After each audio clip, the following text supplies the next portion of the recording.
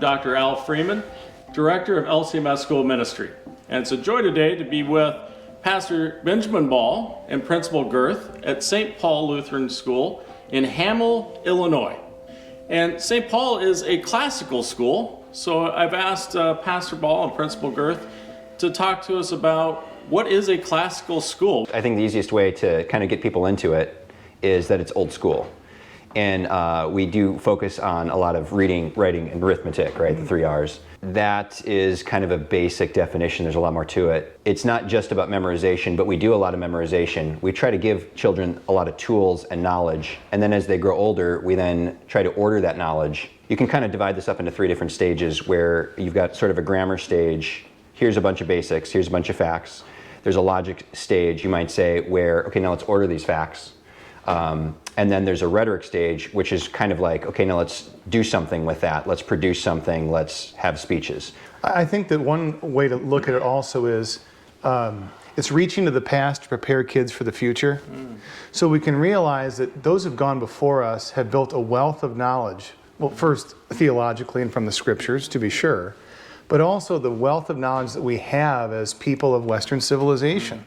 And then also, kind of on the literature end, before we talk about what we do as far as the Bible and the Catechism, which is my area, we want children to not just be able to read well, but to be well read. Maybe one of the questions, how do you determine a student's success in a classical school? What does that look like in regard to what it might look like in a traditional school? Yeah, I mean, they will still receive grades. That's one way in which to measure them. But, you know, the teacher is in the room and he's going to know pretty well the progress or lack thereof that the students are making. So all of my students, you'll notice they've got whiteboards in the back of their seat sacks. And so I'll have them pull out their whiteboards and I'll ask a question and then they'll answer it. Or what I'll do a lot of times is I'll tell them to write a sentence or draw a map or something like that. So I'm checking their understanding right then and there. There's lots of other ways that I can check their understanding. Essays, of course, which are graded, but when they write me an essay, there's a sense of subjectivity there to it. You know, it's not just, you know, you were able to spell all the words correctly, but there's, you know, did you write well? Did you write beautifully?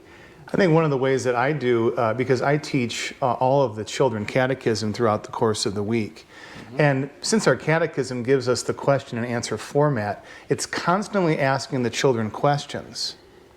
Tell me what you think about A, B, C, or D. You want to see, has the grammar of the catechism and the Bible been embedded in their hearts and mind? And then are they able to speak what they've learned, first just in the basic language that has been ingrained in them, but also in their own words? Yeah, I know a lot of individuals might think, okay, classical means rhetoric and logic. You want to speak to that just a little bit? Sure. Well, we do first of all have like formal classes called logic and rhetoric. And the idea there with logic is, in that specific class, is to really train their mind. This is how you make an argument, and this is also how to spot a bad argument. It's also broader than that. So one of the things that classical schools do that's a bit odd is we teach Latin. That's required.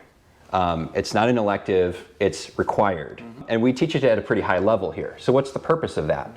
Well, if you've ever translated from one language to another, it's not necessarily one-to-one, where you just look up the words in a dictionary and then you've got the right answer. You have to order things, and sometimes things have slightly different translations depending upon the context or depending upon the story. There's a lot of logic involved in translating from one language to another, particularly from an older language and from a different culture entirely.